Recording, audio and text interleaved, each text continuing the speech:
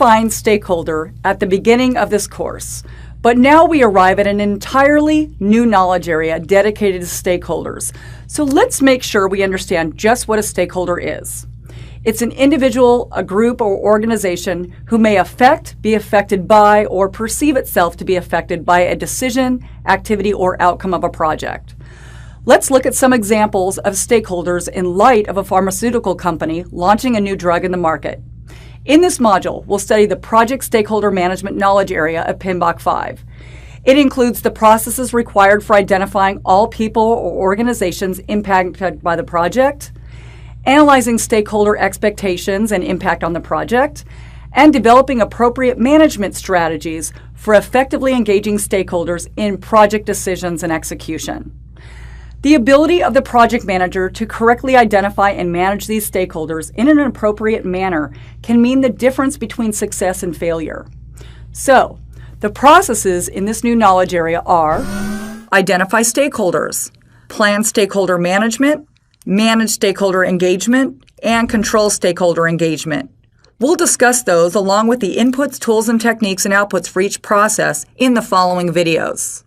The first process in project stakeholder management is identify stakeholders. Here we identify the people, groups, or organizations that could impact or be impacted by a decision, activity, or outcome of the project. We also analyze and document the relevant information regarding their interests, involvement, interdependencies, influence, and potential impact on project success. It's the first thing we do once the project charter is developed. The inputs for identifying the stakeholders are the project charter, procurement documents, enterprise environmental factors, and organizational process assets. Let's review two of them in detail. The project charter can provide information about internal and external parties related with the project and affected by the result or the execution of the project, such as project sponsors, customers, and other people or organizations affected by the project. Procurement documents are also an input here, since you might be working on a project that involves a third party doing some work or providing a service and there is an established contract. The parties in the contract would be key project stakeholders. The key tool and technique here is stakeholder analysis, in which we systematically gather and analyze quantitative and qualitative information to determine whose interests should be taken into account throughout the project. It's one way to clearly identify who the stakeholders are. You need to identify all of those who have an ability to change your project or change the result of your project. There are 3 key steps in this process, and they include 1. Identifying all potential stakeholders and relevant information about them. Once we identify them, we could perhaps interview them to get a list of all potential stakeholders. Number 2. Analyze the potential impact or support each stakeholder could have on the project and then classify them in order to determine a management approach. One type of classification model or matrix we can use for stakeholder analysis is the power interest grid as shown here, to classify stakeholders and determine the level of stakeholder management that will be required throughout the project in order to ensure its success. We classify stakeholders in this grid accordingly. A group with high power and positive interest. These are the people you want to have on your project, and you want to create a plan that empowers them and raises their interest. High power with negative interest. These are people who are very strong but have no interest at all. Positive interest, but not too much ability to influence. They are like cheerleaders or supporters that can motivate others, but their ability to influence the results are limited. You want to get them to motivate the key influencers on the project. And 3, finally, assess how key stakeholders are likely to react in particular situations so that a plan could be made to enhance support and mitigate potential negative impact of stakeholders. With the information on the stakeholders, you can begin to develop a plan to manage these individuals. Essentially, it's an art to understand the players involved and develop strategies to manage them. Our desired output for this process is the stakeholder register, which contains all of the relevant details about people and organizations impacted by the project, such as information regarding identification, the name, contact information, position, role, and location, assessment, the high-level requirements and expectations, potential influence and influences, and classification. Categorizations such as internal versus external or supporter versus resistor. Note that the stakeholder details such as level of influence, requirements, expectations, and classification become more defined and understood throughout the project. So it's important to continue to review and update the stakeholder register with more detail throughout the project.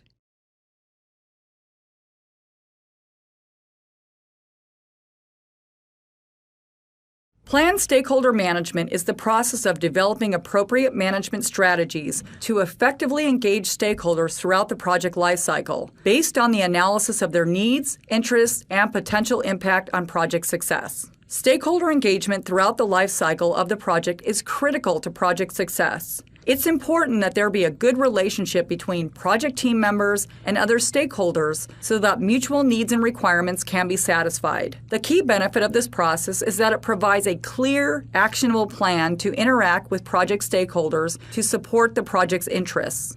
As the project progresses, the membership of the stakeholder community and required level of engagement may change. Therefore, stakeholder management planning is an iterative process that is reviewed on a regular basis by the project manager.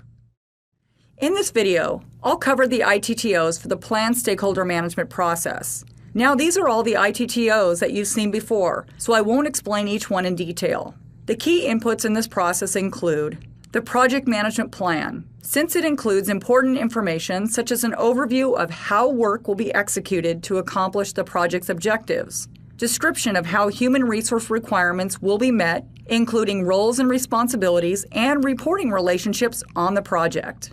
Next, stakeholder register, which includes a list of the stakeholders and respective information about them, so we can develop a strategy to engage them on the project. The tools and techniques are expert judgment. With expert judgment, the project manager can leverage the knowledge of key team members as well as best practices within the organization to determine the level of engagement required at each stage of the project from each stakeholder. For example, at the beginning of the project, it may be necessary for senior stakeholders to be highly engaged in order to clear away any obstacles to success.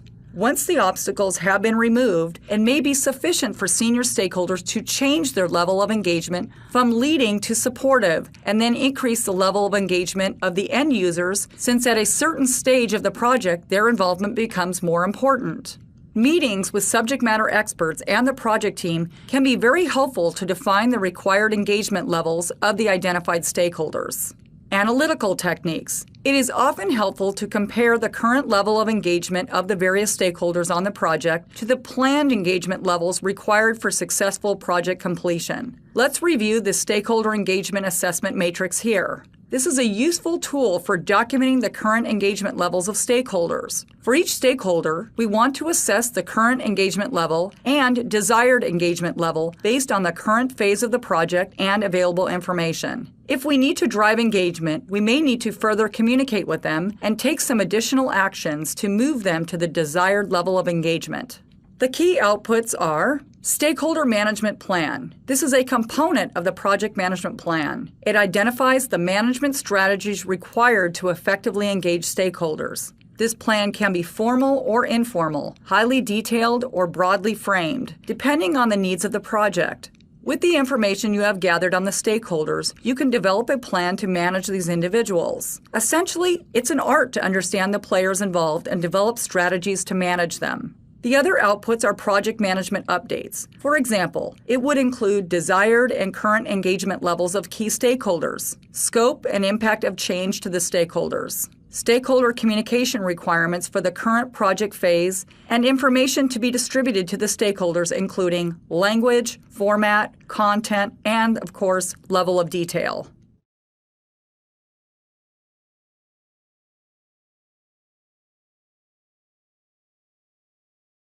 The third process, managed stakeholder engagement, is the process of communicating and working with stakeholders to meet their needs and expectations, to address issues as they occur, and to foster appropriate stakeholder engagement in project activities throughout the project lifecycle. This process is important because it lets the project manager increase support and minimize resistance from stakeholders, which increases the overall likelihood of project success.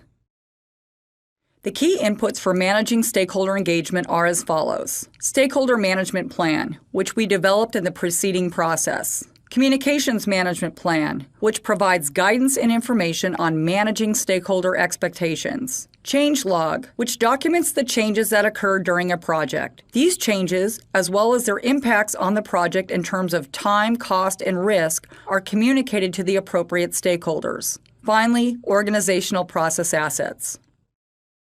The tools and techniques for managing stakeholder engagement include 1. Communication methods, 2. Interpersonal skills, and 3. Management skills. In terms of communication methods, we should have identified the appropriate method of communication for each stakeholder in the communications management plan. Based on that information, the project manager needs to decide how, when, and which communication method will be used. Interpersonal skills such as building trust, resolving conflict, and active listening will also be very useful for the project manager as he or she manages stakeholders' expectations. Finally, management skills such as the ability to influence people and negotiation skills will also be used by the project manager to coordinate and harmonize the group toward accomplishing the project's objectives. The key outputs for managing stakeholder engagement include the following. An issue log. This will be important as the project manager manages stakeholder engagement. This is a document that is continually updated as new issues are identified and current issues are resolved. Change requests. Change requests for the project or product may result as the project manager manages stakeholder engagement. Project management plan updates include the stakeholder management plan, and this may need to be updated as the project moves forward and new or changed stakeholder requirements are identified. Project document updates include updates to the stakeholder register for situations where the project manager gathers more information on some of the stakeholders, when new stakeholders are identified, or when registered stakeholders are no longer involved in or impacted by the project.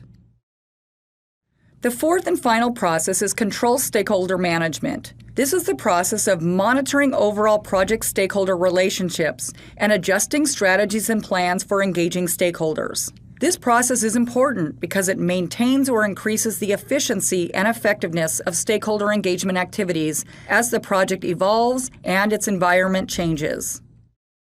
As I cover the ITTOs for controlling stakeholder management, you'll notice that you've seen them all before in preceding processes, so I won't define them all in detail. The key inputs include the project management plan, which is used to develop the stakeholder management plan and contains information that will be helpful in this process, such as the needs and techniques for communicating amongst the stakeholders, and a change management plan that shows how changes will be monitored and controlled. Next, issue log. Next, work performance data. Again, this consists of primary observations and performance data collected during project execution, such as percentage complete, start and finish dates of scheduled activities, actual costs, and the number of change requests. This data can be transformed into work performance information so that sound project decisions can be made. And finally, project documents. There are many project documents originating from one of the process groups that may be helpful in this process. Examples of such documents include the project schedule, stakeholder register, and issues log.